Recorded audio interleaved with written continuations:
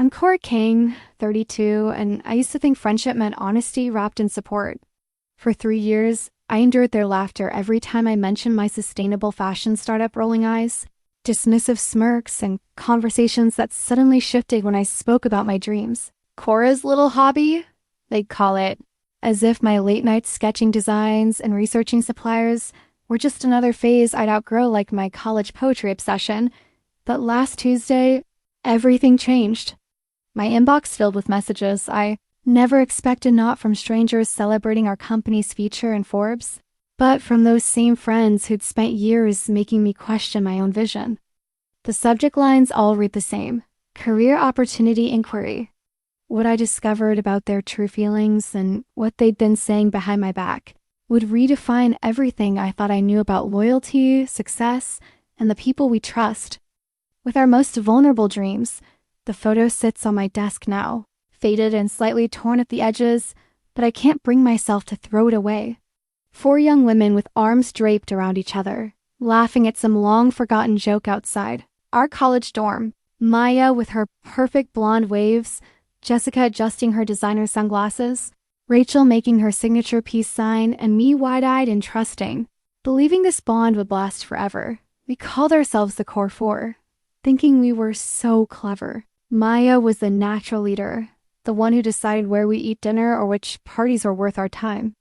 Jessica had the connections, her father's law firm internships, exclusive networking events, the kind of opportunities that open doors before you even knocked. Rachel was our practical voice, the one who kept our feet on the ground with her business major wisdom and calculated advice. And me? I was the dreamer, the idealist who believed we could change the world if we just cared. Enough. They tolerated my environmental science classes, my weekend volunteer cleanups, my passionate rants about corporate responsibility. That's so you, Cora, they'd say with indulgent smiles, the way you might praise a child's finger painting. After graduation, we promised to stay close. Weekly dinners became monthly catch-ups, which eventually settled into quarterly gatherings and constant group text.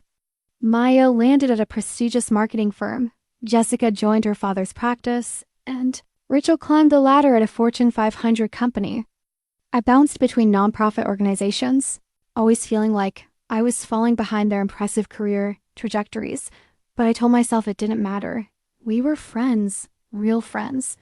The kind who celebrated each other's victories and offered shoulders during defeats. At least, that's what I believed for the longest time.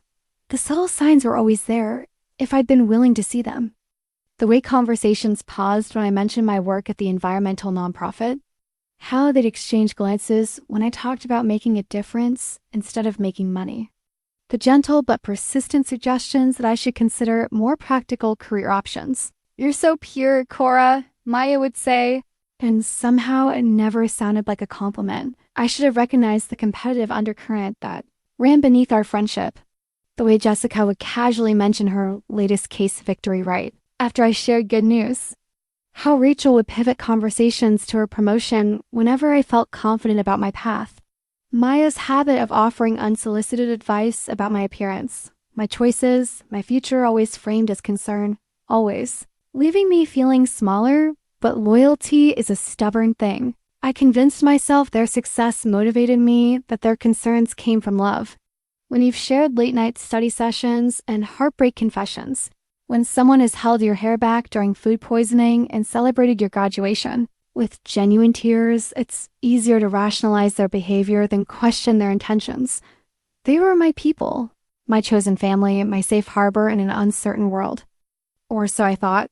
The cracks started showing when I began talking about something bigger than my nonprofit work, something that felt like my true calling. They didn't know it then, but those dismissive looks and uncomfortable silences were about to become the foundation of everything that followed. The business plan still lives in my desk drawer, coffee-stained and dog-eared from countless revisions, 27 pages of passionate research, market analysis, and dreams typed on my ancient laptop during stolen moments between my nonprofit job and sleep. Every statistic about textile waste, every projection about conscious consumer spending, every carefully crafted sentence represented hours of hope, poured onto paper dot It started with a documentary about fast fashion that left me sick to my stomach. Watching those mountains of discarded clothes in developing countries, seeing the polluted rivers from textile dyes, learning about the workers trapped in impossible conditions, I couldn't unsee it.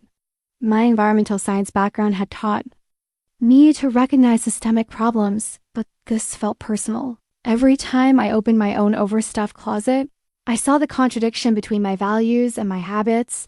The idea crystallized during one of those restless 3 a.m. moments when your brain refuses to shut down. What if there was a fashion company that actually lived its environmental values? Not just greenwashing with recycled hang tags, but truly sustainable from thread to finished garment. Organic materials, fair labor practices, timeless designs that wouldn't become landfill after one season. A company that proved profitability and responsibility could coexist. I spent weeks researching before I worked up the courage to mention it to anyone. The sustainable fashion market was growing but still small. There were innovative fabric technologies, emerging mushroom leather, fabric made from ocean plastic, organic cotton alternatives. Young consumers were increasingly values-driven in their purchasing decisions. The pieces were all there, waiting for someone brave enough to put them together. My friends were the first people I told, and I'll never forget that initial conversation. We were at our usual spot, that trendy bistro downtown where Maya always insisted we meet. I'd been building up to it all evening, waiting for the right moment between Jessica's story about her latest legal victory and Rachel's analysis of quarterly earnings reports. "I've been working on something," I said, my voice probably trembling with nervous excitement. "A business idea." The table went quiet. Maya lowered her wine glass. Jessica looked up from her phone, and Rachel raised an eyebrow. In that way, that meant she was already skeptical. "What kind of business?" Maya asked, her tone carefully neutral. I launched into my pitch, explaining the environmental crisis in fashion, the growing market for sustainable alternatives, my vision for a company that could actually make a difference, while building a successful brand. I talked about supply chain transparency, innovative materials, the potential for positive environmental impact. My passion must have been obvious. I could feel my cheeks flushing with excitement as I shared. My dream, the silence that followed, felt eternal. Finally, Jessica spoke. "Fashion?" she said, as if I'd suggested starting a circus. "Cora, you don't know anything about fashion." "That's not the point," I replied, defensive already. "It's about sustainability, about creating something better." "Market's probably oversaturated," Rachel interrupted, slipping into her business analyst voice. "And sustainable usually means expensive, which limits your customer base. Plus, you don't have any industry experience or connections." Maya leaned forward with that concerned expression she wore when she was about to deliver what she considered helpful advice. "Honey, I love that you care about the environment, but this sounds really risky. You have a good thing going at the nonprofit. Why throw that away for something so uncertain?" I tried to explain that it wasn't about throwing anything away, that I'd been researching for months, that there were successful, sustainable fashion companies already proving the model worked. But their expressions remained unchanged, polite concern, masking what felt like pity. "Environmental causes are trendy right now," Jessica added, "but trends fade. You want to build a business on something more solid than a moment." That night, I went home and stared at my business plan until the words blurred together. Maybe they were right. Maybe I was being naive, impractical, foolishly optimistic. These were smart, successful women who cared about me. If they thought the idea was flawed, shouldn't I listen? But something stubborn in me refused to let go. Every time I walked past a fast fashion store, every time I read another article about textile waste, every time I met someone who shared my values but felt powerless to align their purchases with their beliefs, that little flame of possibility flickered back to life. I kept working on the plan in secret, refining projections, researching suppliers, sketching designs I was too embarrassed to show anyone. My friends' concerns echoed in my head, but so did my growing conviction that this idea was worth pursuing, even if I had to do it alone. The rejection letter from Harrison and Associates Investment Group arrived on a Tuesday morning. Formal letterhead stark against the cream-colored paper. After careful consideration of your proposal, it read, "We have determined that your venture does not align with our current investment priorities." Polite, professional, crushing, I read it 3 times before the reality sank in. My first real attempt at securing funding had failed, and suddenly every doubt my friends had planted felt prophetic. Maybe they'd been trying to save me from exactly this kind of disappointment. The timing couldn't have been worse. That same week, Maya got promoted to senior account manager with a salary bump that probably equaled my entire yearly nonprofit income. Jessica was featured in the local business journal for winning a major case. Rachel posted photos from her company retreat in Napa Valley, looking effortlessly successful in her designer blazer. And there I was, holding a rejection letter and wondering if I was delusional. "I tried to warn you," became a recurring theme in our conversations. Not said maliciously, they were too smart for that, but delivered with the kind of concerned disappointment that hurt more than outright mockery would have. "Cora, sweetie, maybe this is the universe telling you something," Maya said during one of our coffee dates. She'd insisted on treating me, which somehow made it worse. "You're so talented at nonprofit work. Why risk something that's already working?" Their success felt increasingly distant from my reality. When they talked about bonuses and stock options and client dinners at expensive restaurants, I nodded along while mentally calculating whether I could afford groceries and rent the same week. They lived in sleek downtown condos while I shared a cramped apartment with 2 roommates. They shopped at boutiques I couldn't afford to browse. The disparity had always existed, but it felt magnified now that I was seriously considering leaving the security of my nonprofit job for the uncertainty of entrepreneurship. Every time I mentioned the business idea, which became less and less frequent, I could see the pity in their eyes. "You know what your problem is?" Rachel said during one particularly brutal dinner conversation. "You think too much about changing the world and not enough about practical realities. Business isn't about feelings, Cora. It's about numbers and market forces and profit margins." Jessica nodded in agreement. "Exactly. And sustainable fashion? That's such a niche market. You'd be competing with established brands that already have the eco-conscious consumer locked up." I wanted to argue, to share the research I'd been doing about the growing demand for ethical fashion, the supply chain innovations that were making sustainable materials more accessible, the success stories of small companies disrupting traditional retail.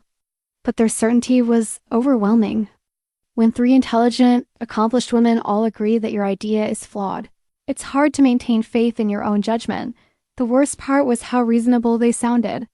They weren't dismissing me out of cruelty, they were protecting me from what they saw as inevitable failure. Their concern felt genuine, which made it impossible to reject entirely. I started questioning everything. Was I being naive about market conditions? Did I understand the fashion industry well enough to succeed where established companies struggled? Was my environmental passion blinding me to business realities? The hours I spent researching sustainable materials and ethical manufacturing began to feel like elaborate procrastination rather than legitimate preparation. Meanwhile, their careers continued ascending. Maya launched a successful campaign for a luxury skincare brand. Jessica was being considered for partner track at her firm.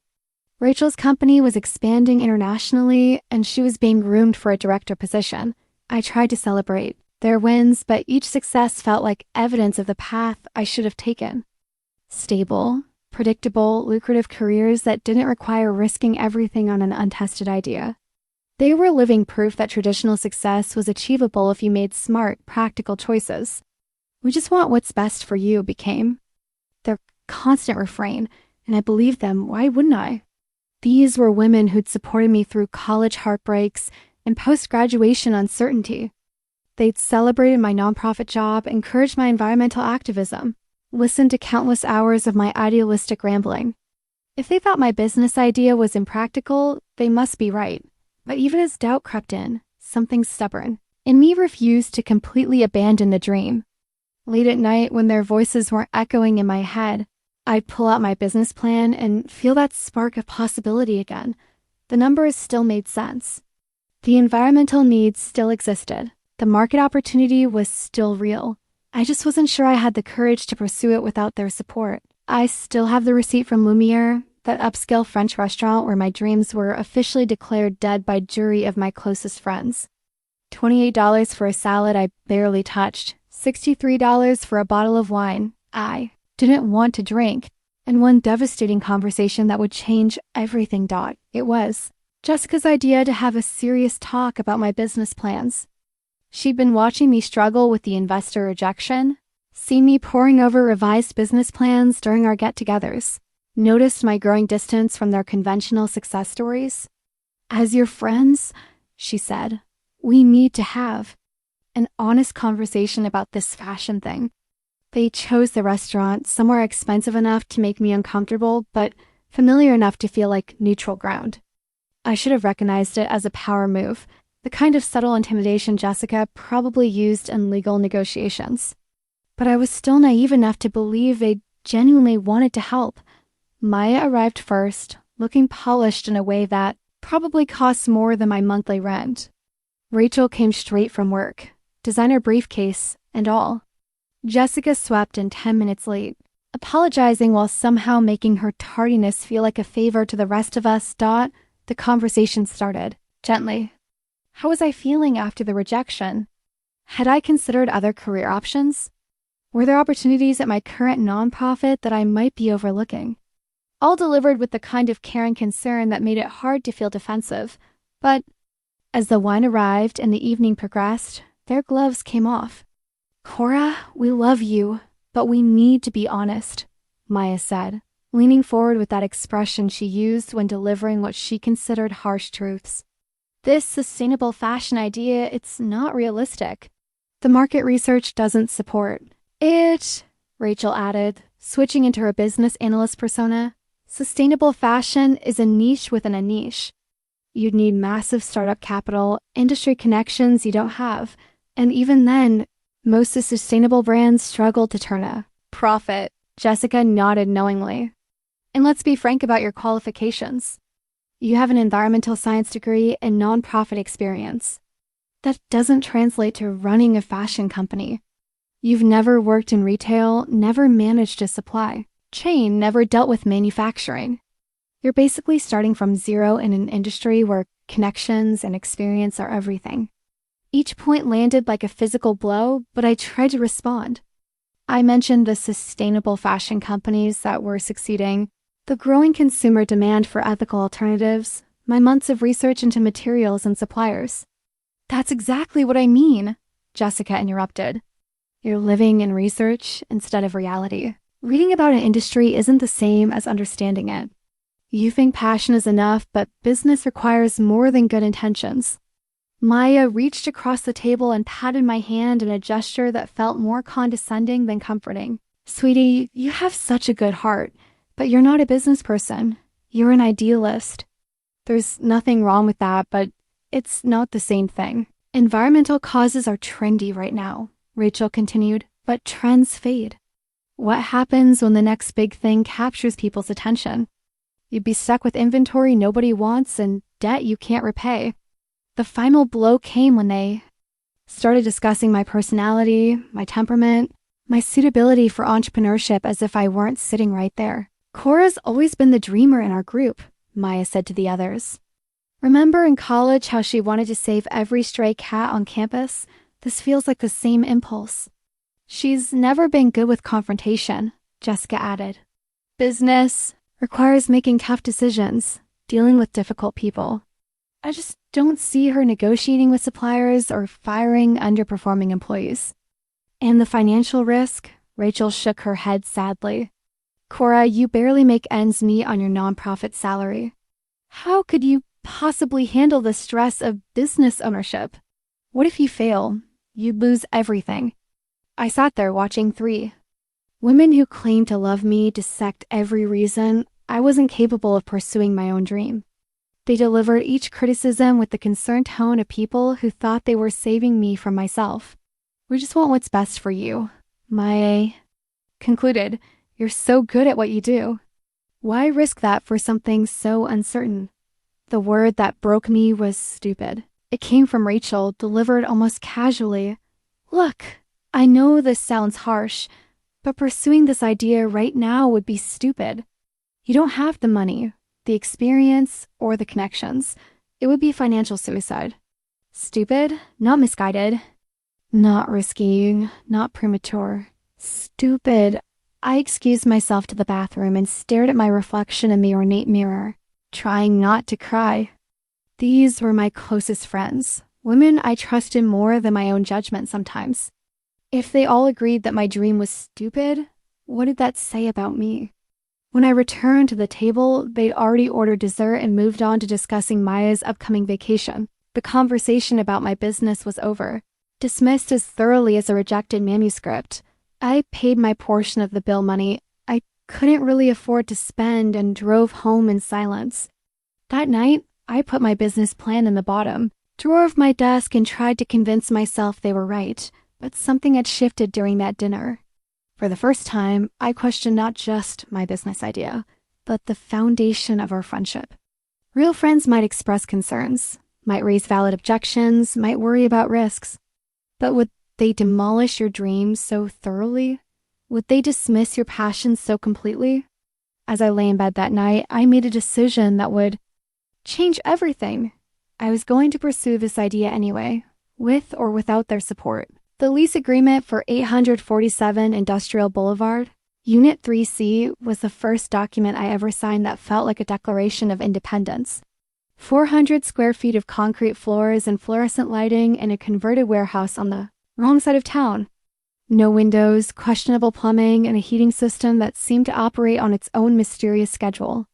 To my friends, it would have looked like an expensive mistake. To me, it was the beginning of everything. I'd been working in secret for months after that dinner at Lumiere, refining my business plan, researching suppliers, and building what I hoped would become Thread and Earth, a name that represented the connection between our clothing choices and environmental impact. My friends assumed I'd taken their advice and abandoned the stupid idea. I let them think that the breakthrough came when I met Sarah Chen at a sustainability conference in Portland. She was presenting on circular economy models and fashion, speaking with the kind of authority I envied. Afterward, over terrible conference coffee, I worked up the courage to share my vision. Unlike my friends, Sarah didn't immediately list all the reasons it wouldn't work. Instead, she asked questions. What materials was I considering? How did I plan to ensure supply chain transparency? What price point would make sustainable fashion accessible to more consumers? She saw possibilities where others saw problems. I've been looking for the right partnership, she said finally. Someone with genuine passion for environmental impact, not just someone who wants to capitalize on a trend.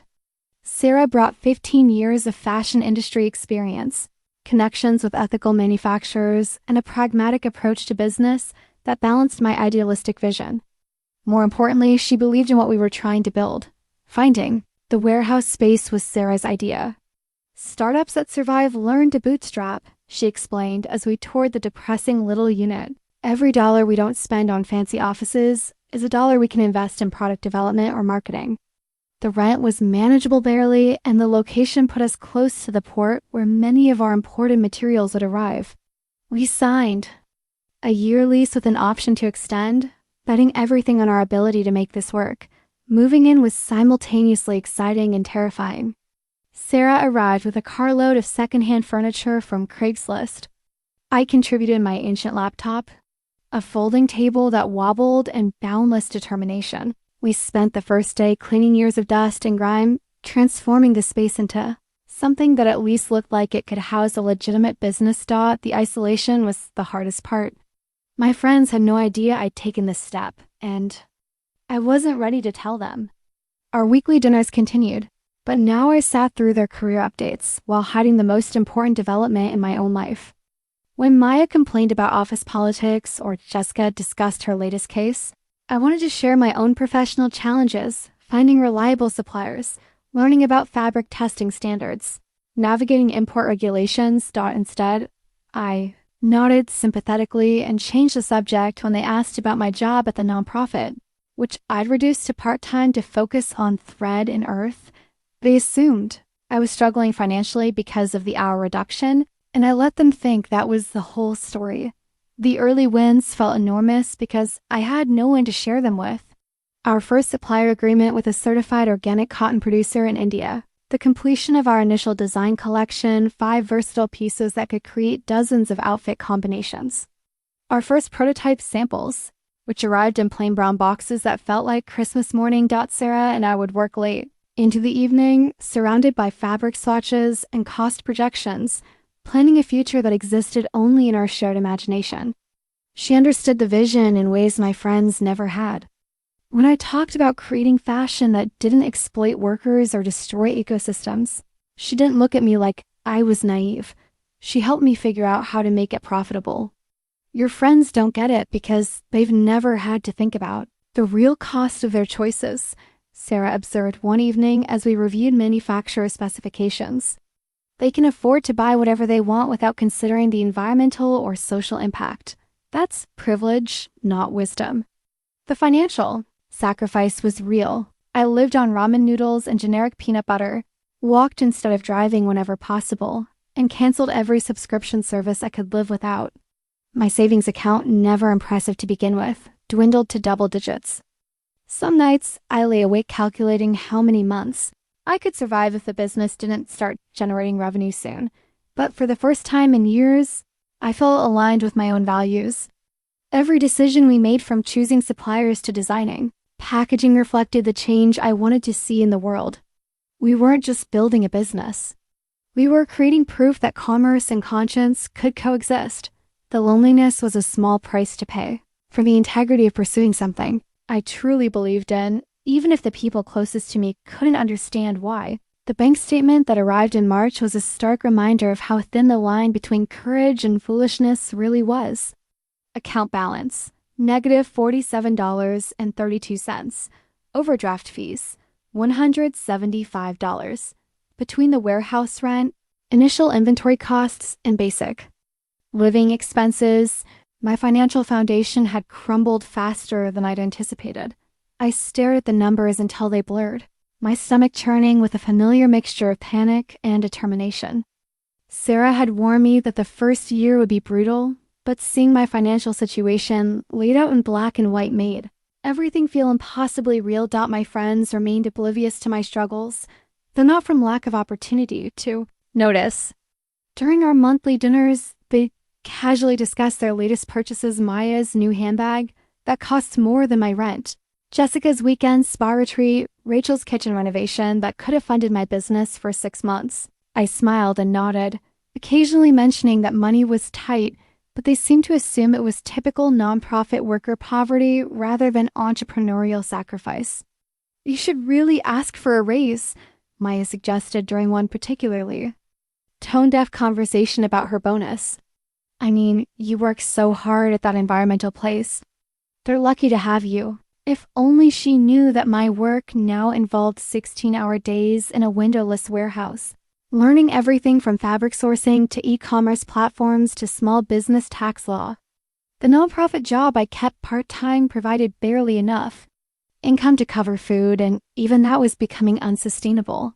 The worst part was their subtle gloating when they heard hints about my financial difficulties. It wasn't malicious, at least. I didn't think it was then, but there was definitely satisfaction in their concern.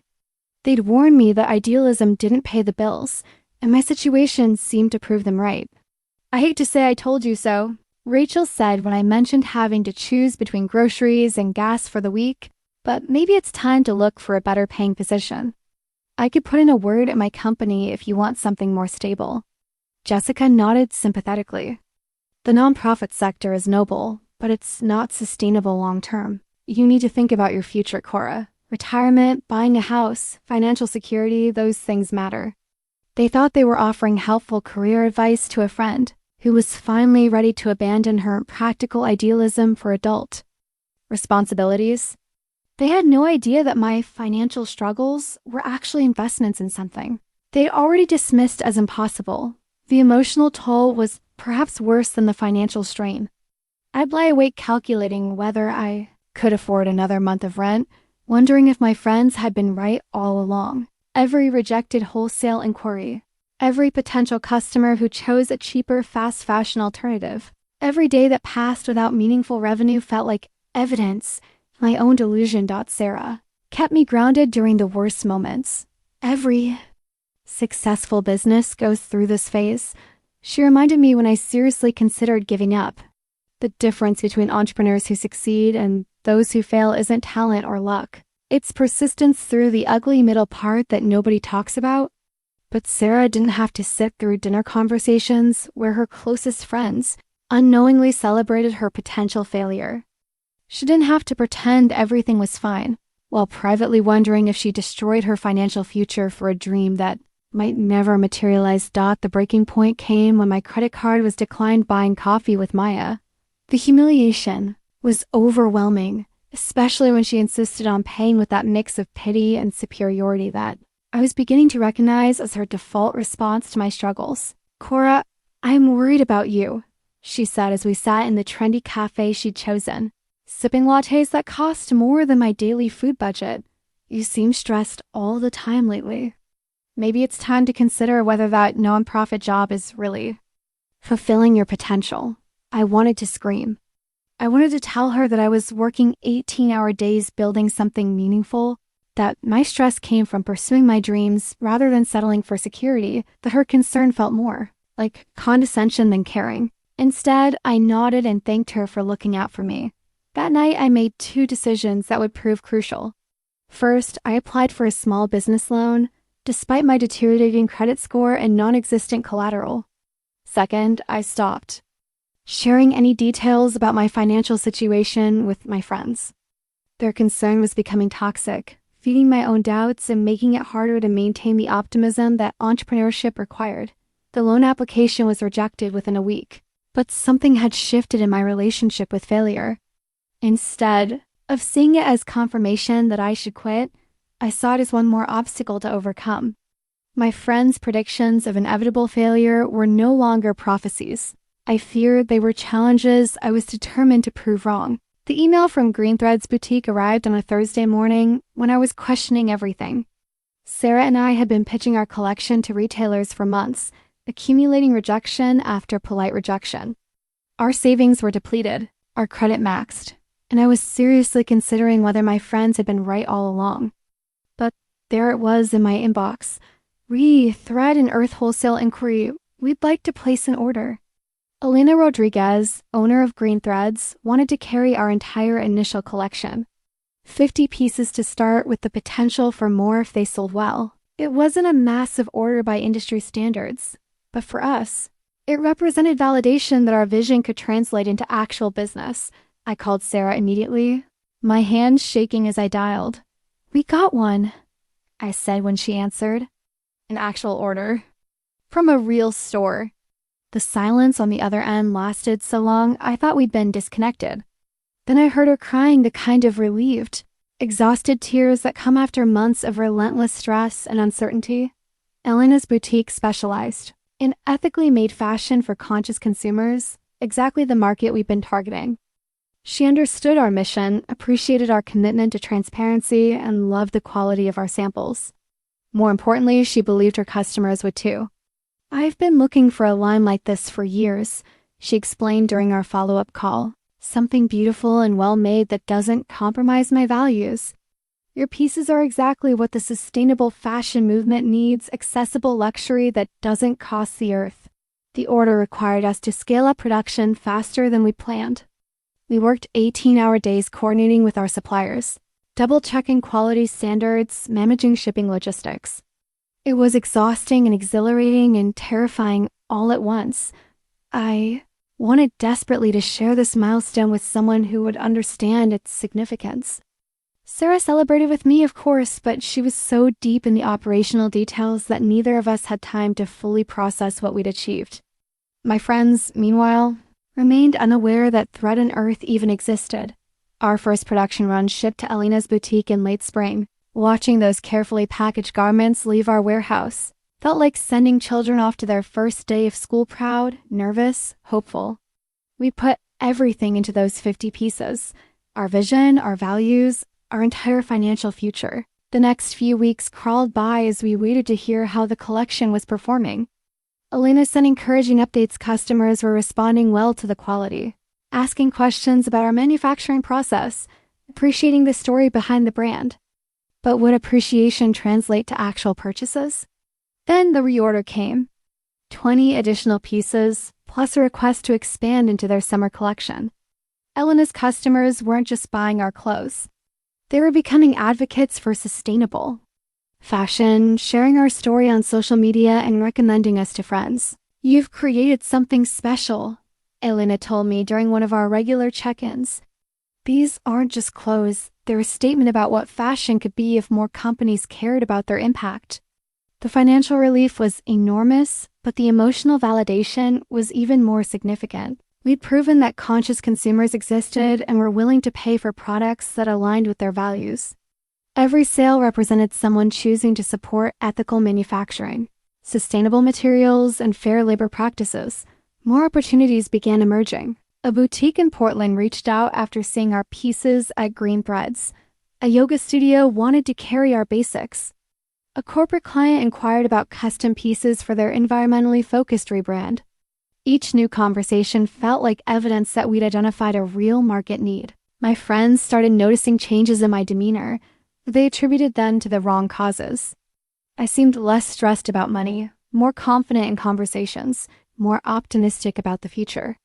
They assumed I'd finally taken their advice about finding a real job. "I'm so glad you're feeling better about work," Maya said during one of our dinners, misinterpreting my improved mood entirely. "I was worried you were going to stay stuck in that nonprofit forever." I smiled and changed the subject, not ready, to reveal the truth about what was really transforming my life. Part of me wanted to prove them wrong so thoroughly that they'd have no choice but to acknowledge their mistake. But mostly, I was too busy building something beautiful to waste energy on the misconceptions.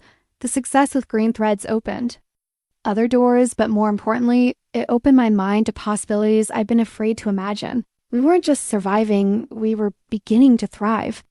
The stupid idea my friends had dismissed was becoming a legitimate business, one customer at a time. I discovered their group chat by accident, and sometimes I wish I never had. Maya's phone was face up on the restaurant table when we met for lunch, and a notification popped up from something called Core 3. The message preview was enough to make my blood run cold. "Has anyone heard how Cora's little fashion thing is going?" When Maya stepped away to take a work call, curiosity and dread compelled me to lean closer to her phone. What I saw in that brief glimpse would shatter my understanding of our friendship forever. The group chat had been active for months, maybe years. My 3 closest friends had created a private space to discuss me, and from what I could see before, Maya returned, the conversations weren't kind. They were dissecting my life, my choices, my dreams with the clinical detachment of researchers, studying an interesting, but ultimately flawed specimen. I spent the rest of lunch in a fog, barely hearing Maya's story about her latest client presentation. All I could think about was that message preview and what it might reveal about conversations I was never meant to see. When I got home, I did something I'm not proud of. I called Maya's phone from my landline while she was in a meeting, knowing she wouldn't answer, and listened to her voicemail greeting to confirm her number. Then I created a fake social media account and tried to piece together more information about their private communications. What I found was worse than I'd imagined, though I could only see fragments through their social media interactions and the occasional screenshots someone had shared publicly by mistake. They weren't just concerned friends worried about my impractical career choices. They were actively rooting for my failure. The breakthrough came when Jessica accidentally included me on a group email meant for just Maya and Rachel. It was forwarded conversation from their private chat, discussing my recent absence from our regular dinners and speculating about whether I was finally ready to admit this fashion nonsense was a mistake. Rachel had written, "I give it 6 more months before she comes crawling back, asking for help finding a real job." The environmental nonprofit was already charity case enough, but at least it was stable income. Maya's response was even more cutting. I almost feel bad for not being more supportive, but honestly, sometimes people need to fail spectacularly to learn. Better she figures out now that business isn't for dreamers. Jessica, ever the lawyer, had added, "We tried to warn her." At some point, friendship means letting people make their own mistakes. though I do worry about how deep a hole she's digging financially. The email had been sent 3 weeks earlier, right around the time we'd received our first major order. From Green Threads. While I was celebrating the biggest milestone of my entrepreneurial journey, my closest friends were betting on my imminent failure and discussing how long it would take me to admit defeat.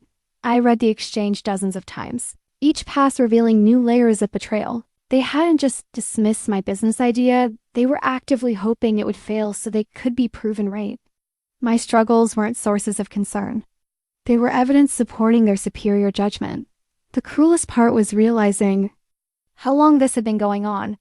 References in their conversations suggested months of similar discussions. Every time I'd shared a challenge or setback, every moment I'd been vulnerable about the difficulties of starting a business, they'd been filing it away as ammunition for their private conversations about my inevitable failure. I thought about all the times I questioned my own judgment because of their skepticism. How many nights had I lain awake wondering if they were right about my lack of business acumen, my naive idealism, my financial irresponsibility? They'd planted seeds of doubt that had nearly convinced me to abandon my dreams, all while privately congratulating themselves on their superior wisdom. The timing of the discovery made it even more painful. Thread and Earth was finally gaining traction. We had orders from multiple retailers, positive customer feedback, and growing recognition in sustainable fashion circles. While my friends were privately mocking my fashion nonsense, I was building something that was actually working. I couldn't confront them directly without admitting I'd seen their private communications, but I also couldn't pretend nothing had changed. The next time we met for dinner, I found myself studying their faces, searching for signs of the cruelty I now knew existed beneath their concerned expressions. They asked about my job with the same sympathetic tone they'd always used. But now, I heard the condescension lurking underneath. When Maya suggested I might want to explore other opportunities, I wondered if she was thinking about their private conversations, counting down the months until my predicted failure. The discovery explains so much about our recent interactions. Their increasing comfort with discussing their own success in front of me, their casual assumptions about my financial struggles, their persistent suggestions that I should seek more stable employment, it all made sense now that I understood their true perspective. They saw me as a cautionary tale, a friend whose poor judgment made their own smart choices look even better by comparison. My struggles weren't tragedies to be mourned. They were validation of their superior decision-making. Every setback I experienced confirmed their worldview about the importance of practical thinking over idealistic dreaming. What hurt most was realizing how thoroughly they'd hidden their true feelings. They were skilled at performing friendship while privately documenting every reason I was failing at life. The concern in their voices, the gentle suggestions about my career, the offers to help, all of it was theater designed to make them feel like good friends while secretly hoping I'd prove them right by failing spectacularly. That night, I sat in my tiny apartment and tried to process the full scope of their betrayal. These weren't acquaintances or casual friends whose opinions I could dismiss. These were women I trusted with my deepest insecurities, my greatest hopes, my most vulnerable moments. They'd used that intimacy to become experts in my weaknesses, then privately celebrated those weaknesses, evidence of their own superiority. The irony was devastating. While they were documenting my inevitable failure in their secret chat, I was actually succeeding beyond my wildest expectations. Thread and Earth was growing, gaining recognition, proving that sustainable fashion could be both profitable and meaningful. Everything they dismissed as impossible was quietly becoming reality. I realized then that I could never trust them with the truth about my success. They'd invested too much in the narrative of my failure to celebrate my actual achievements. Revealing Thread and Earth's progress would force them to confront their own cruelty, and I doubted they were capable of that kind of self-reflection. The certificate from the Environmental Fashion Council arrived on the same day. I learned about my friend's secret conversations. Outstanding achievement in sustainable innovation. It read, recognizing Thread and Earth's commitment to ethical manufacturing and environmental responsibility. The timing felt like cosmic irony receiving industry validation. While discovering that my closest friends were privately betting on my failure. Sarah and I had submitted our application months earlier, never expecting to win against established, Brands with decades of experience and million-dollar marketing budgets. But our commitment to transparency, our innovative use of recycled materials, and our partnerships with fair trade suppliers had impressed the judges enough to earn recognition in the emerging brand category. "This is huge," Sarah said when I called to share the news. The EFC award opens doors with retailers who might never have considered us otherwise. It's third-party validation that we're doing something meaningful. She was right. Within days of the announcement, we received inquiries from boutiques in 3 new cities, a request for an interview from Sustainable Style magazine, and an invitation to exhibit at the West Coast Eco Fashion Showcase. Each opportunity felt like evidence that we'd identified a real market need and were filling it successfully. The media attention was modest but meaningful. The magazine interview allowed us to share our story to women committed to proving that fashion could be both beautiful and responsible. The journalist Maria Santos understood our mission immediately and wrote a piece that captured both our environmental values and business acumen. "King and Chun aren't just creating clothes," she wrote. "They're building a blueprint for what fashion could look like if more companies prioritized people and planet alongside profit." The showcase was our first major industry event, and I was terrified. Surrounded by established sustainable fashion brands with polished presentations and professional booth displays, I felt like an imposter with our simple setup and handmade signage, but customers responded to our authenticity, our willingness to discuss every aspect of our supply chain, our obvious passion for environmental responsibility. We booked more orders in 3 days than we'd secured in the previous 3 months. Retailers appreciated our transparency about manufacturing processes, our detailed information about material origins, our commitment to fair labor practices. Several mentioned that their customers were increasingly asking for exactly what we provided: beautiful clothes with clear ethical credentials. My friends remained oblivious to these developments, though they started noticing changes in my behavior. I seemed less stressed about money, more confident in conversations, more optimistic about the future. They attributed the improvements to finally getting realistic about my career prospects. "You seem so much happier lately," Rachel observed during one of our dinners. "I'm guessing you've decided to look for something more stable than nonprofit work?" I smiled noncommittally, not ready to share the truth about what was really transforming my life. Part of me wanted to prove them wrong so dramatically that they'd have no choice but to acknowledge their mistake. But mostly, I was too busy building something meaningful to waste energy on their misconceptions. The success brought new challenges. We needed more inventory, better systems for managing orders, professional photography for our website. Every achievement created new problems to solve, but they felt like luxurious problems compared to the desperation of our early months. More importantly, we were proving that our model worked. Customers weren't just buying our clothes. They were becoming advocates for sustainable fashion, sharing our story on social media and recommending us to friends.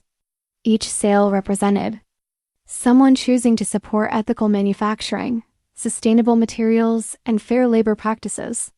The financial transformation was gradual but undeniable. For the first time since starting Thread and Earth, I could pay all my bills without calculating which ones to delay. I could buy groceries without checking my account balance first. I could even afford to treat Sarah to dinner to celebrate our growing success. The emotional impact was even more significant.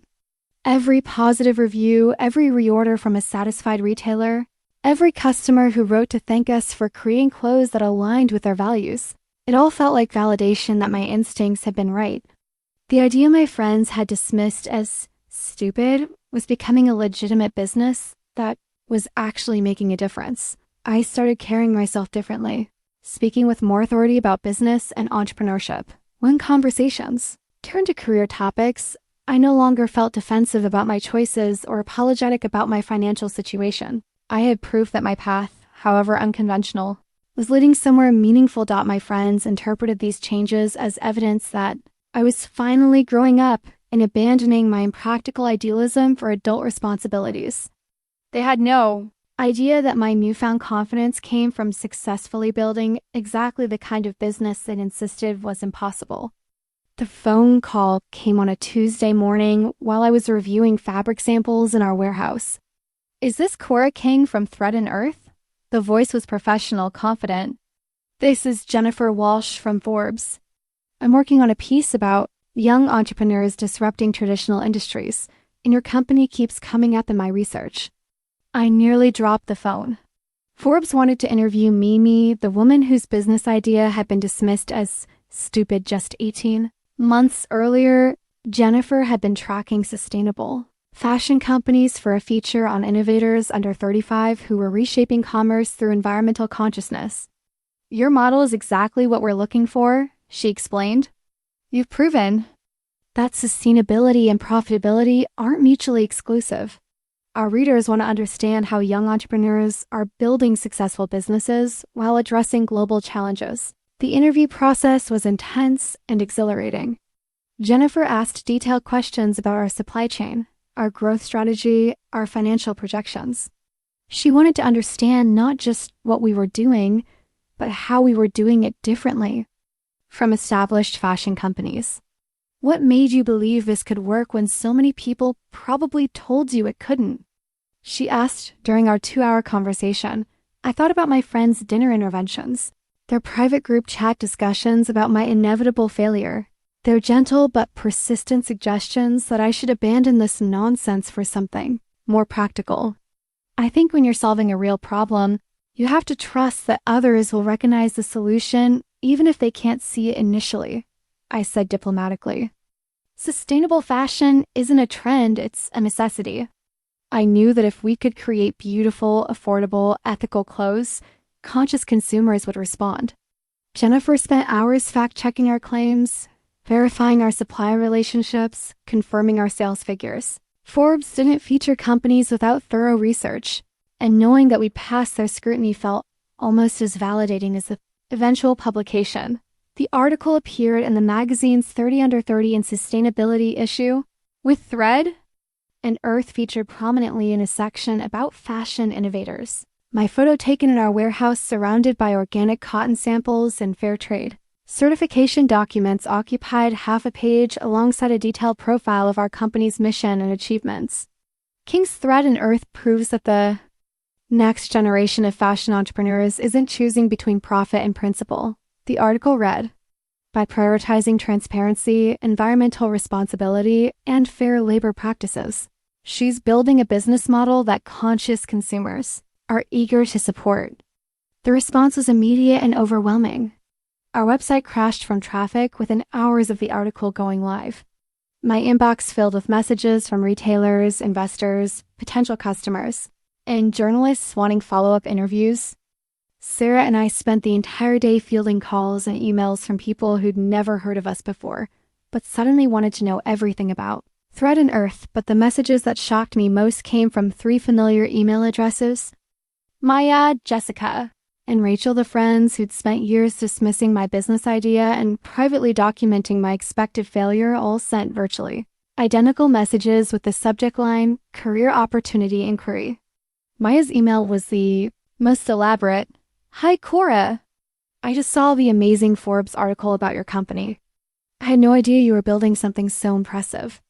I've been following sustainable fashion trends in my marketing work, and I think my skills could be a great fit for Thread and Earth's growth phase. Would love to discuss potential opportunities. Jessica's approach was more direct. Congratulations on the Forbes feature.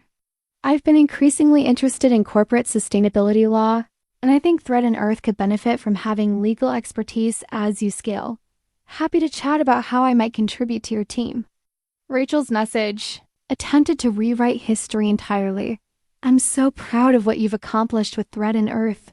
I've always believed in your vision for sustainable business, and I think my experience in business development could help take the company to the next level. Let's schedule a call to discuss possibilities. I read each message multiple times, my emotions cycling through disbelief, anger, and something approaching dark amusement. These were the same women who called my idea stupid at an expensive restaurant, who created a private group chat to mock my fashion nonsense and bet on how long it would take me to admit failure, who'd spent months hoping I'd fail spectacularly, so they could be proven right about the importance of practical thinking over idealistic. Dreaming. Now they wanted jobs. The irony was so complete it felt scripted. While they'd been privately celebrating their superior judgment and waiting for my inevitable collapse, I'd been building exactly the kind of successful, meaningful company they'd insisted was impossible. The Forbes recognition wasn't just validation of Thread and Earth's business model. It was proof that their dismissive attitudes had been wrong from the beginning. But their sudden interest revealed something even more troubling than their original skepticism. They weren't contacting me because they genuinely changed their minds about sustainable fashion or finally understood my vision. They were reaching out because external validation had made associating with my success advantageous rather than embarrassing. They wanted to benefit from the very achievement they tried to discourage.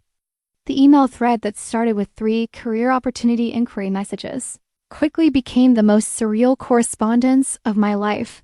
Over the following week, Maya, Jessica, and Rachel each sent follow-up messages with increasingly detailed proposals for how they could contribute to Thread and Earth's success.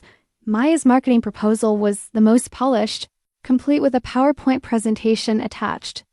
She'd clearly spent hours researching sustainable fashion marketing trends, competitor analysis, and growth strategies for ethical brands.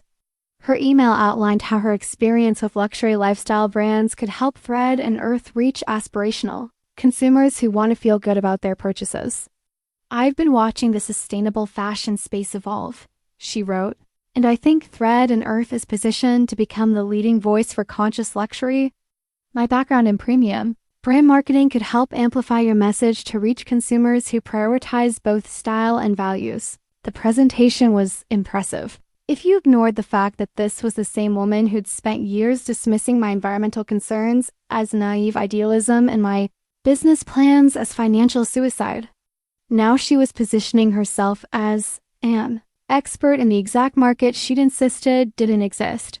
Jessica's legal services proposal took a different approach, focusing on the complex regulatory landscape of sustainable manufacturing and international supply chains. She'd researched environmental compliance requirements, fair trade certification processes, and intellectual property protection for sustainable innovations.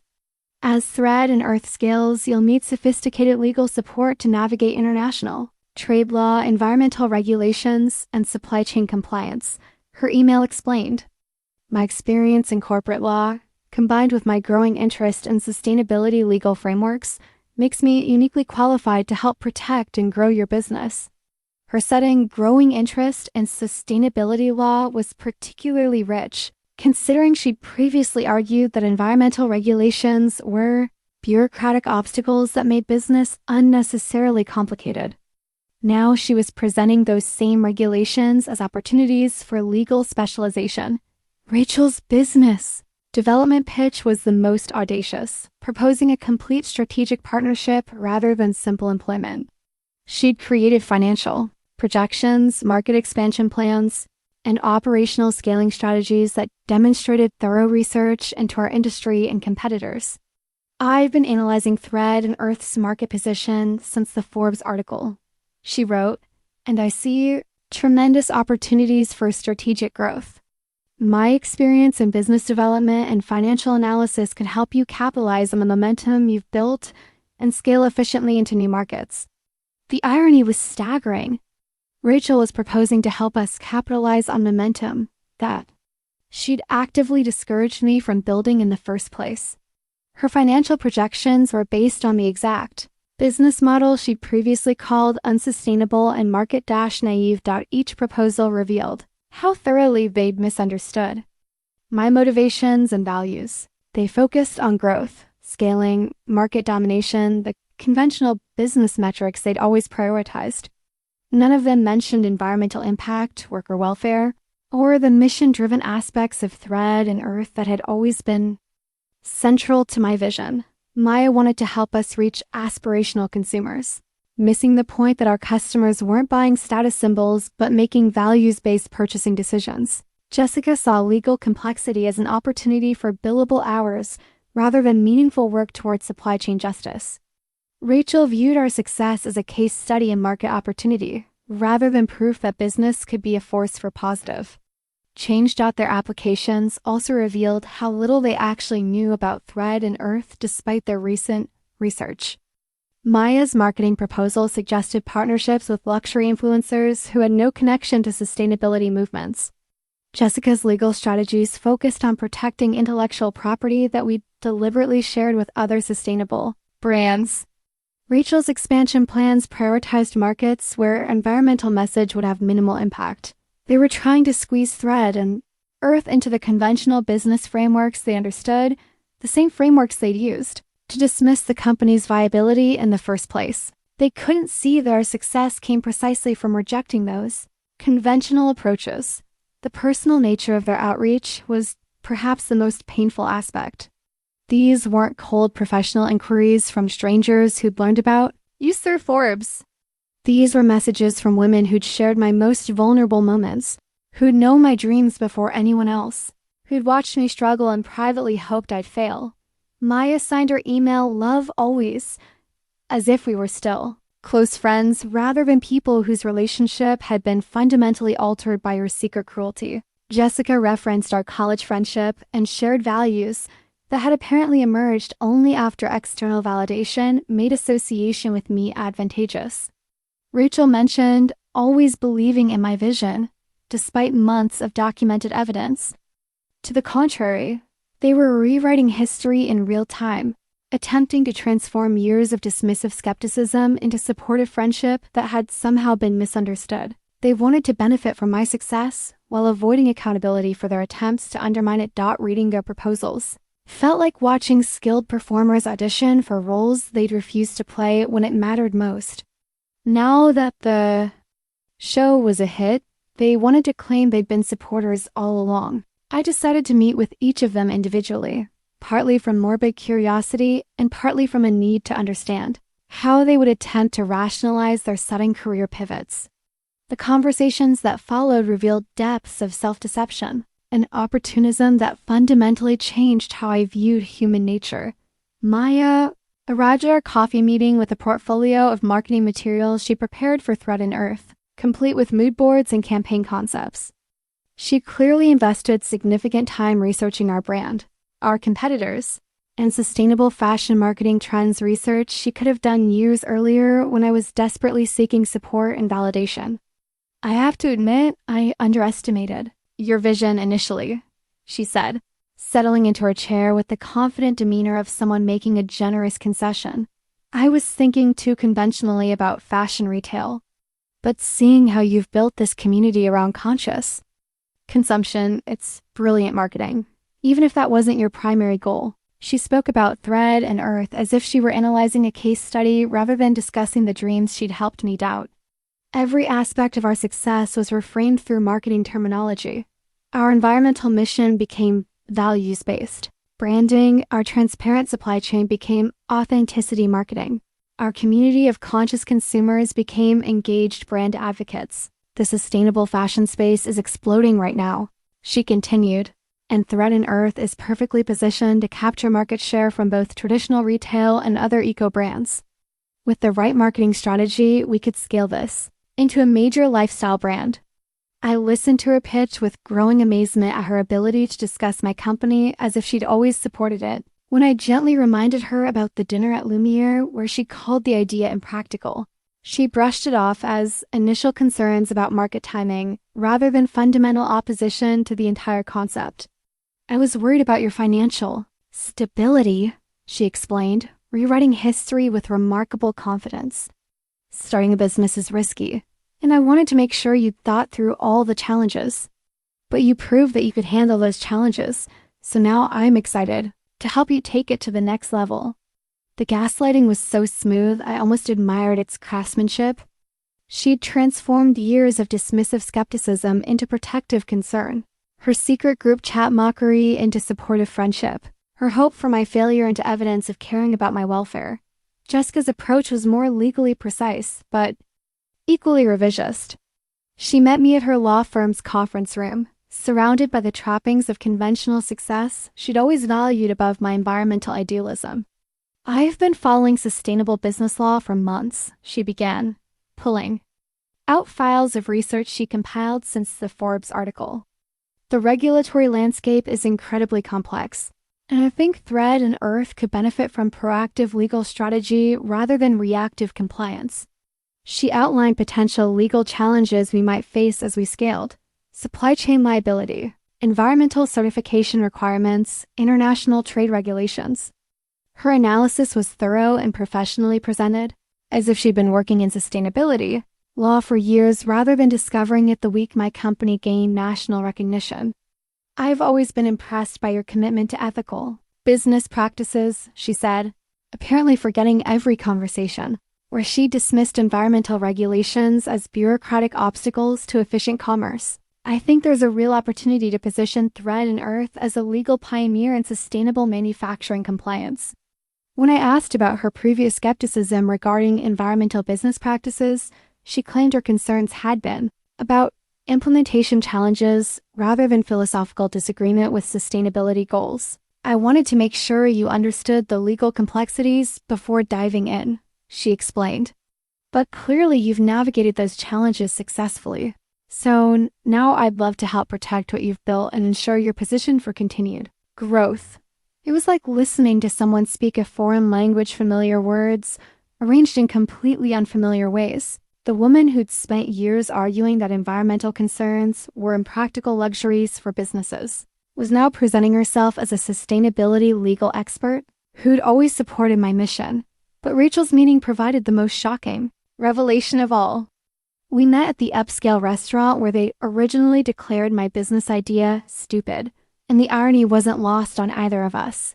She arrived with business plans, financial projections, and what appeared to be a complete strategic overhaul for Thread and Earth's future. "I've been analyzing your business model since the Forbes piece," she said, spreading documents across the table like a consultant presenting to a potential client.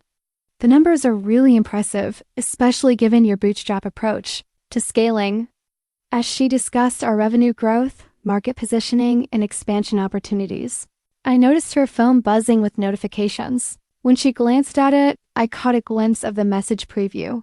Another notification from Core 3. "Rachel, what's Core 3? I asked, watching her face carefully. The question caught her completely off guard. Her confident presentation persona faltered for just a moment before she attempted to recover.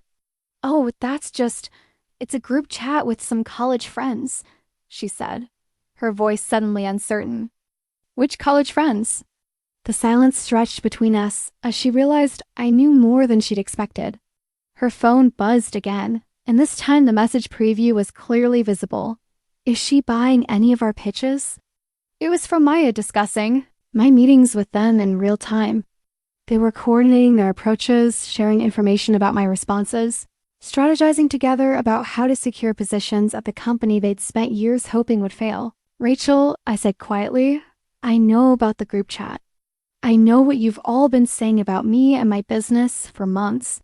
Her face went pale, then flushed red as the implications sank in. The carefully constructed narrative she'd been presenting, the supportive friend who'd always believed in my vision, crumbled in real time. The screenshot on my phone showed Rachel's LinkedIn activity from the past 6 months, dozens of connections with sustainable fashion industry professionals, shares of articles about ethical manufacturing, and endorsements of skills she'd never mentioned having. She'd been secretly building a network in my industry while publicly dismissing it as impractical. "Rachel, when did you become interested in sustainable fashion?" I asked, sliding my phone across the table to show her the evidence.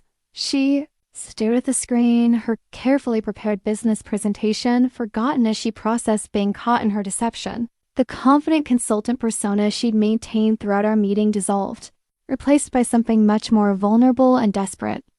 "I can explain," she said, but her voice had lost all its earlier authority. "Please do. Because according to this, you've been connecting with sustainable fashion professionals for months while telling me my business idea was stupid. You've been positioning yourself as an expert in conscious retail while privately betting on my failure." The LinkedIn screenshots painted a clear picture of calculated opportunism. Rachel had begun building her sustainable fashion network shortly after Thread and Earth started gaining traction with retailers, months before the Forbes article made our success public. She'd been hedging her bets, maintaining her public skepticism, while privately preparing to capitalize on my potential success. I started researching the industry because I wanted to understand what you were doing," she said, attempting to salvage some version of supportive friendship from the wreckage of her deception. "Maybe I was wrong about the market opportunity, and I wanted to learn more." "You were researching my industry while hoping I'd fail?" "While discussing in your group chat how long it would take me to admit defeat." She winced at the reference, too. Their private conversations, realizing how much I knew about their secret discussions. "Cora, we were worried about you. You thought you were smarter than me. You thought my environmental concerns were naive, my business instincts were flawed, and my success was impossible. But you also thought you might be wrong. So you started building a backup plan." The evidence was overwhelming. While maintaining her public position that sustainable fashion was a niche market with limited growth potential, Rachel had been quietly connecting with industry professionals, following sustainable retail trends, and positioning herself as someone with expertise in conscious business development. Her LinkedIn endorsements told the story of her calculated pivot. Business professionals who'd never heard of her sustainable fashion expertise had somehow endorsed her for skills in ethical supply chain management and sustainable business development. She'd been asking contacts to validate credentials she never earned through any actual work experience. "I've been studying the industry for months," she admitted, abandoning her earlier claim that her interest was recent. "Maybe I was wrong about the market potential. Maybe I underestimated consumer demand for ethical alternatives. Maybe..." "Rachel, you called my business idea financial suicide 6 months ago. Now you want to be my business development partner because Forbes validated what you insisted was impossible." She looked down at her hands, the documents she brought to impress me now seeming pathetic rather than professional. "I made a mistake. I let my concerns about risk override my recognition of opportunity. But I've learned from that mistake, and I think I could really help Thread and Earth grow." "Help it grow into what?" "A conventional retail company that happens to use organic materials?" "Because that's what your proposal suggests, turning Thread and Earth into the kind of business you understand rather than the mission-driven company." "It actually is." Her strategic plan had focused entirely on market expansion, revenue optimization, and competitive positioning. Nothing in her presentation acknowledged the environmental impact goals, worker welfare commitments, or community building, aspects that were central to Thread and Earth's identity. "I thought that's what businesses needed to succeed," she said quietly. "Growth, market share, competitive advantage. That's what you understand about business. But it's not what Thread and Earth is about, and it's not why we've been successful. You still don't understand what we're building here." The conversation revealed the fundamental disconnect between her worldview and mine. Even after months of research, even after seeing our success in Forbes, even after preparing detailed proposals for joining our team, she still viewed Thread and Earth through the lens of conventional business metrics rather than mission-driven impact. "I want to learn," she said, and for the first time since we'd sat down, she sounded genuinely vulnerable rather than strategically humble. "I know I was wrong about the market opportunity. I know I underestimated your ability to build something successful. Maybe I could learn to understand what makes Thread and Earth different." "Rachel, you've spent 2 years hoping I'd fail so you could be proven right about practical thinking versus idealistic dreaming. You created a group chat to mock my fashion nonsense and privately celebrated every setback I experienced. Now you want to learn from the business model you actively discouraged me from pursuing." She had no response to that summary of her behavior because it was undeniably accurate. The evidence of her opportunism was sitting on the table between the LinkedIn connections, the strategic proposals, the perfectly timed career pivot that coincided with external validation of my success. "What I want to understand," I continued, "is whether you actually believe in sustainable fashion now, or whether you just believe in associating with successful companies regardless of their mission." The question hung in the air, challenging her to examine her own motivations honestly for perhaps the first time in our relationship. The forged reference letter arrived in my inbox 3 days after my confrontation with Rachel, and I almost deleted it as spam before recognizing Jessica's law firm letterhead. It was addressed to Thread and Earth's HR department, which didn't exist and purported to be a recommendation for Jessica Morrison from the director of a sustainable fashion nonprofit I'd never heard of. Ms. Morrison has demonstrated exceptional commitment to environmental justice and sustainable business practices. The letter read, her pro bono work on supply chain transparency cases and her expertise in environmental compliance law make her uniquely qualified for legal positions in the sustainable fashion industry. I called the nonprofit listed on the letterhead. They'd never heard of Jessica Morrison. The fabrication was elaborate and almost professionally convincing. Jessica had created a fictional legal relationship with a real organization, attributed quotes to a director who existed but had never worked with her, and claimed expertise in environmental law that she'd never actually practiced. It was the kind of detailed deception that required significant time and effort to construct, but it was also sloppy in ways that revealed her desperation.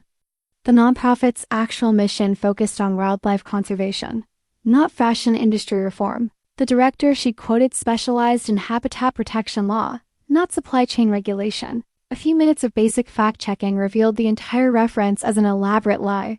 I forwarded the letter to Jessica with a simple message. I called the Environmental Wildlife Foundation. They've never heard of you. Her response came within minutes. Can we meet? I need to explain. We met at a neutral coffee shop, away from her law firm's imposing conference rooms, in my company's industrial workspace. Jessica arrived looking uncharacteristically disheveled, her usual polished professional demeanor replaced by something approaching panic. I can explain the reference letter, she began before I'd even sat down. Please do. Because it appears to be completely fabricated. She stared into her coffee cup as if it might provide an escape route from the conversation. I've been doing research into environmental law, trying to understand the legal framework for sustainable business practices. I thought if I could demonstrate some background in the field. Jessica, you created a fake reference from an organization that doesn't work in fashion law, attributed quotes to a director who's never heard of you, and claimed expertise you don't possess. That's not research, that's fraud. The word fraud made her wince, probably because she understood its legal implications better than most people. As a lawyer, she knew exactly how serious her deception was, which made it even more shocking that she'd attempted it. I wanted the position so badly, she said quietly. Seeing what you built, reading about Thread and Earth and Forbes, I realized I'd been wrong about everything. Wrong about sustainable business, wrong about your vision, wrong about what was possible. So you decided to lie your way into the company? I thought if I could just get in the door, prove that I could learn, show that I was committed to the mission. She stopped, realizing how desperate her plan sounded when spoken aloud. The fake reference letter revealed something troubling about Jessica's understanding of expertise and authenticity. She seemed to believe that claiming knowledge was equivalent to possessing it, that fabricating credentials was simply aggressive marketing, rather than deception. Jessica, sustainable business law isn't just corporate law with environmental buzzwords attached. It requires understanding complex international regulations, supply chain justice frameworks, worker protection standards, areas where you have no actual experience. I could learn, she insisted. I'm a good lawyer. I pick up new areas of law, quickly. If you gave me a chance based on fabricated qualifications, how could I trust someone who starts a professional relationship with fraud? She looked genuinely surprised by my reaction, as if she'd expected the fake reference to be dismissed as harmless exaggeration rather than serious deception. Her legal training should have made her more sensitive to issues of professional honesty, not less.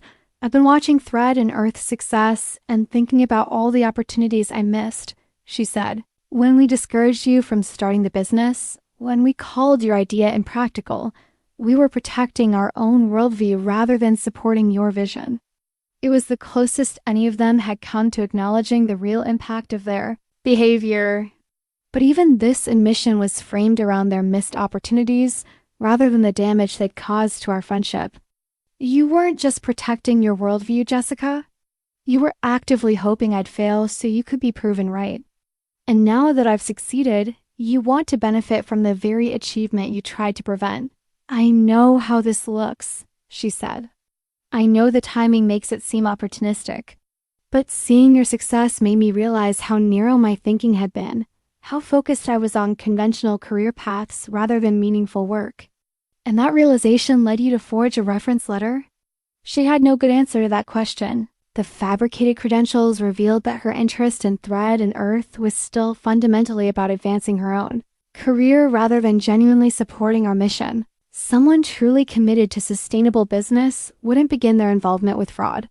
I thought if I could demonstrate some background in environmental issues. You thought you could fake expertise until you developed real expertise. That's not how professional ethics work, Jessica.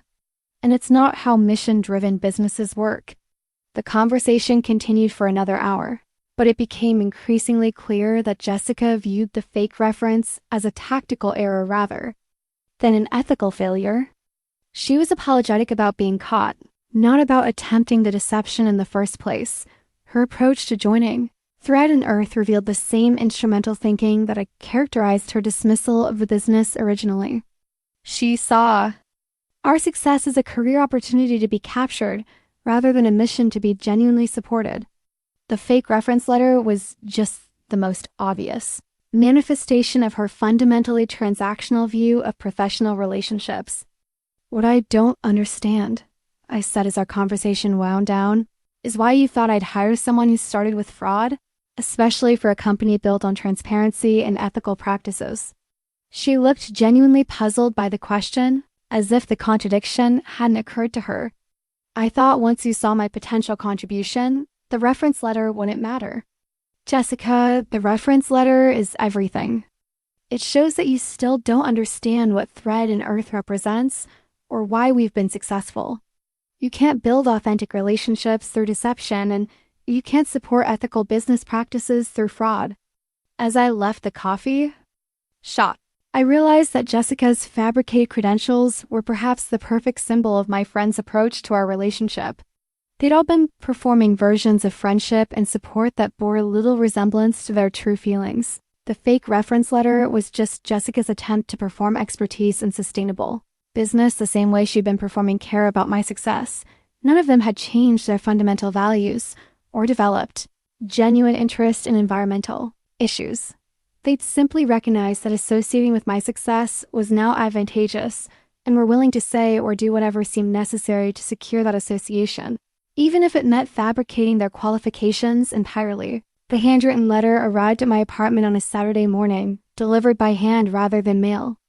Maya's familiar cursive filled 3 pages of expensive stationery, the kind she'd always used for important occasions. But her usually perfect penmanship was shaky, letters slanting and words occasionally crossed out, as if she'd been crying while writing. Cora, it began, I know you probably never want to see me again, but I need you to understand what really happened. Not the version I told myself to feel better, but the truth about why I discouraged your business and why I'm so desperate to be part of it now. I almost stopped reading there, expecting another attempt at rewriting history or manipulating my emotions, but something about the vulnerability in her handwriting made me continue. I failed at starting my own business 2 years ago, the letter continued, a boutique marketing consultancy that lasted exactly 4 months before I had to close it and beg for my old job back. I never told anyone because I was humiliated, especially after how confident I'd been that my industry experience would guarantee success. This was news to me. Maya had never mentioned attempting entrepreneurship, never hinted at any professional failures or setbacks. Her narrative had always been one of steady corporate advancement and increasing success. When you started talking about Thread and Earth, it triggered every insecurity I had about my own failure. You were pursuing the kind of meaningful business I'd been too scared to attempt, with passion I never felt for my corporate work. I think I was hoping you'd fail so I could convince myself that I'd been smart to give up rather than cowardly. The confession continued across 2 more pages, detailing years of suppressed resentment and competitive jealousy that I'd never suspected. Maya described watching my environmental activism with a mixture of admiration and envy, wishing she cared about something as deeply as I cared about sustainability, but feeling trapped in work that, provided financial security without personal fulfillment. The group chat wasn't originally meant to be cruel, she wrote. It started as a way to process our own career anxieties by discussing yours. But it became something darker when we realized you might actually succeed where we'd been, too afraid to try anything risky. She described how their private conversations had evolved from genuine concern to active hoping for my failure, as my success would force them to confront their own compromises and missed opportunities. Every setback I experienced became evidence that they'd been wise to choose conventional career paths rather than pursue their own dreams. I know this doesn't excuse our behavior, but I need you to understand that our cruelty came from fear rather than indifference. We were afraid you'd prove that meaningful work was possible, that we'd wasted years in jobs that made us money but didn't make us happy. The letter's most devastating section described how Thread and Earth's success had triggered a complete reevaluation of her life choices. Seeing my Forbes feature had forced Maya to confront years of suppressed regret about abandoning her own entrepreneurial ambitions for the safety of corporate employment. I've been going through my old business plans from the consultancy that failed, trying to understand what went wrong. The difference between my approach and yours is that you actually believed in what you were building. I was just trying to replicate successful business models in my industry rather than creating something meaningful. She admitted that her interest in joining Thread and Earth wasn't primarily about marketing expertise or career advancement. It was about proximity to the kind of purpose-driven work she convinced herself was impossible but was too afraid to pursue independently. I know I don't deserve your forgiveness, and I know you shouldn't trust me with your business after how I treated your dreams. But I need you to know that watching you succeed has been the most humbling experience of my life. You proved that. Everything I told myself about the impossibility of meaningful work was just rationalization for my own fear. The letter concluded with what felt like genuine self-awareness rather than strategic manipulation. Maya acknowledged that her sudden interest in sustainable fashion was probably temporary, motivated more by regret about her own choices than genuine passion for environmental issues. I don't think I'd be good for Thread and Earth even if you were willing to hire me, she wrote. I don't have your conviction about environmental responsibility, and I'd probably try to change the company into something more conventional because that's the only kind of business I understand. You were right to build this without us, and you'd be right to keep it that way. After reading the letter twice, I called Maya's number. She answered on the first ring, her voice hoarse as if she'd been crying for hours. Did you read it? She asked. Yes. Maya, why didn't you ever tell us about your business failure?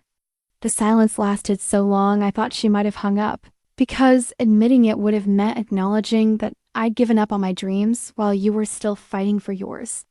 It was easier to pretend I never wanted anything more than corporate success. We talked for 2 hours, the longest honest conversation we'd had in years. Maya's breakdown of her carefully constructed persona was complete. She admitted to years of professional dissatisfaction, romantic relationships that felt empty, financial success that provided security but no fulfillment. I look at what you've built and I feel so proud of you and so ashamed of myself at the same time, she said through tears. You had the courage to risk everything for something you believed in, and I couldn't even risk asking for a raise in a job I hated. For the first time since discovering their group chat, I felt genuine empathy for one of my former friends, rather than just anger and betrayal. Maya's cruelty had come from a place of deep personal pain and regret that she'd been too proud to acknowledge. But empathy didn't erase the damage she'd caused or justify the years of secret mockery and hope for my failure. The policy document I drafted that weekend became the foundation for how Thread and Earth would handle nepotism, conflicts of interest, and hiring decisions moving forward. Sarah and I spent hours discussing not just my friend's applications, but the broader principles that should guide our company's growth. The easy thing would be to reject them all and move on, Sarah said as we reviewed their proposals one final time. But the right thing might be more complicated. She was right. My initial impulse had been to send curt rejection emails and cut all contact with Maya, Jessica, and Rachel. They'd betrayed my trust, undermined my confidence, and actively hoped for my failure while performing friendship. I had every right to be angry and vindictive, but Thread and Earth had been built on principles of ethical decision-making and authentic relationships. How I handled this situation would reflect the values we claim to embody as a company and as leaders in the sustainable business community. What bothers me most, I told Sarah, isn't that they dismissed my idea originally. It's that they're not genuinely interested in sustainable fashion even now. They just want to associate with success. Their applications have made this clear. Despite months of research and carefully crafted proposals, none of them demonstrated authentic passion for environmental responsibility or worker welfare. They'd studied our industry enough to speak the language, but their suggestions consistently prioritized conventional business metrics over mission-driven impact. Maya's marketing proposal focused on reaching aspirational consumers rather than building community around shared values. Jessica's legal strategy emphasized competitive advantage through regulatory compliance rather than genuine commitment to supply chain justice. Rachel's business development prioritized market expansion over environmental impact measurement. They're trying to join Thread and Earth, not support Thread and Earth, Sarah observed. There is a difference between wanting to work for a successful company and wanting to advance a meaningful mission. We consulted with our other team members, our board of advisors, and several entrepreneurs we respected about how to handle the situation professionally. The consensus was clear. Hiring decisions should be based on qualifications, cultural fit, and genuine alignment with company values, not personal relationships or desire for revenge. If they were strangers with these same qualifications and the same level of authentic interest and sustainability, would you hire them? Asked Dr. Patricia Wong, one of our advisors and a veteran of several successful sustainable businesses. The answer was obvious. Maya's marketing experience was impressive, but not specialized in conscious consumer engagement. Jessica's legal background was solid, but included no actual environmental law experience. Rachel's business development skills were strong but focused on conventional growth strategies that didn't align with our mission-driven approach. More importantly, their sudden interest in sustainable fashion felt performative rather than genuine. Thread and Earth's success depended on team members who were intrinsically motivated by environmental responsibility, not just professionally attracted to a growing industry. The policy document I created established clear guidelines for evaluating candidates, relevant experience, demonstrated commitment to sustainability, cultural alignment with company values, and potential for mission-driven contribution. Personal relationships would be disclosed, but wouldn't automatically disqualify or qualify candidates. We need to be the kind of company that makes decisions based on principles, not emotions, I wrote in the policy. That means hiring people who genuinely share our mission, regardless of their relationship to current team members, and rejecting people who don't, regardless of personal history. Applying these criteria to my friends' applications made the decision straightforward. None of them met our standards for demonstrated commitment to sustainability. Their proposals revealed surface-level understanding of our industry without deep passion for environmental responsibility. Their sudden career pivots felt opportunistic rather than authentic. I also wanted to respond with the kind of grace and professionalism that would reflect well on Thread and Earth and on me personally. Vindictive rejection emails might feel satisfying in the moment, but they would diminish my own integrity and potentially damage our company's reputation. Sarah and I crafted responses that were honest but respectful, acknowledging their interest, while clearly explaining why their applications weren't successful. We thanked them for their proposals, outlined the qualifications we were seeking, and wished them well in their career development. Thread and Earth's hiring decisions are based on demonstrated expertise in sustainable business practices, authentic commitment to environmental responsibility, and cultural alignment with our mission-driven approach. Each response read, "While we appreciate your interest in our company, we've determined that other candidates are better suited for our current needs." The responses were professional, honest, and final. No personal attacks, no references to their previous behavior, no emotional manipulation. Just clear, business-appropriate communication that treated them as professionals rather than former friends who betrayed my trust.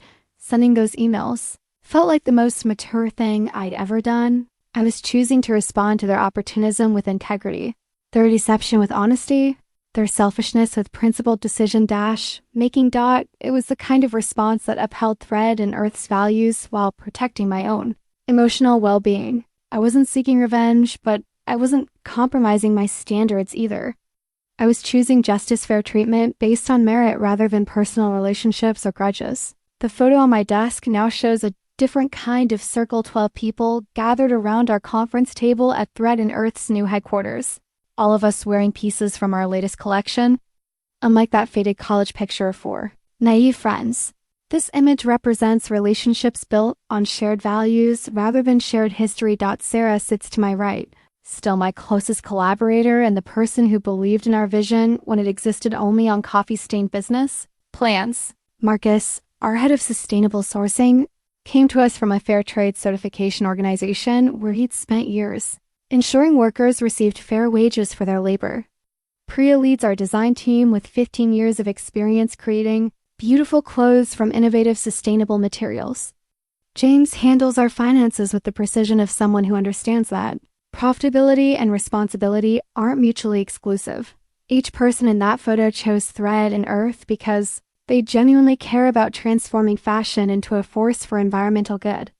They didn't join us because we were successful. They joined us because they wanted to help create the kind of success that makes the world better. The company has grown beyond anything I imagined during those early days in our windowless warehouse.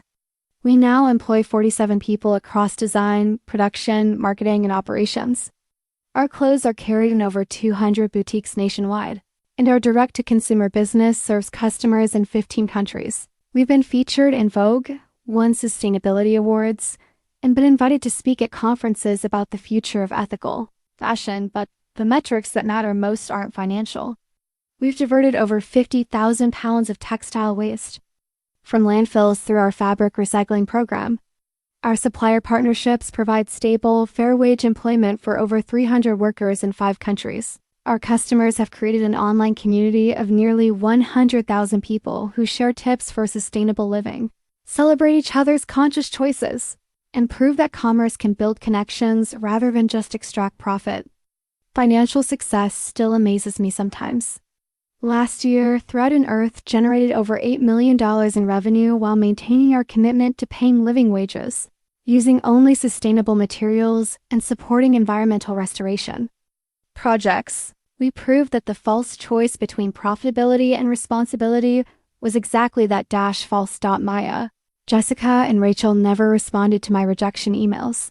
And we haven't spoken since those awkward interviews 2 years ago. I occasionally see their social media updates. Maya still works in marketing for luxury brands. Jessica made partner at her law firm. Rachel was promoted to director at her Fortune 500 company. They've all achieved the conventional success they always valued, and I hope it brings them fulfillment.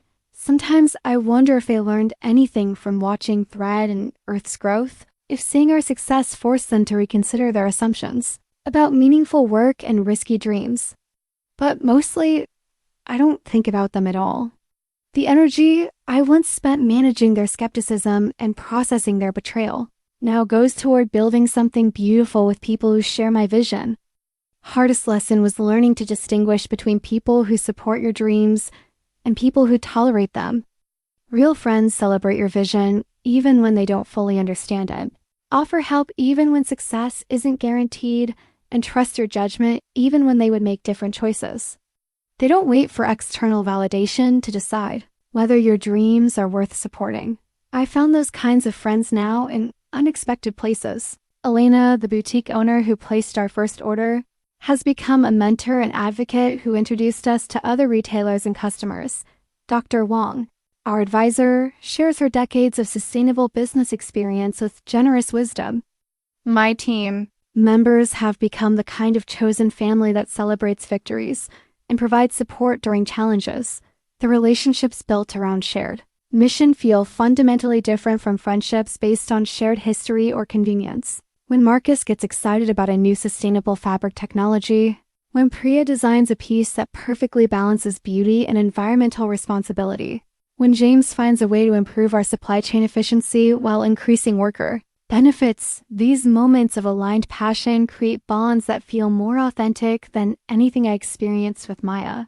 Jessica and Rachel. I still work long hours.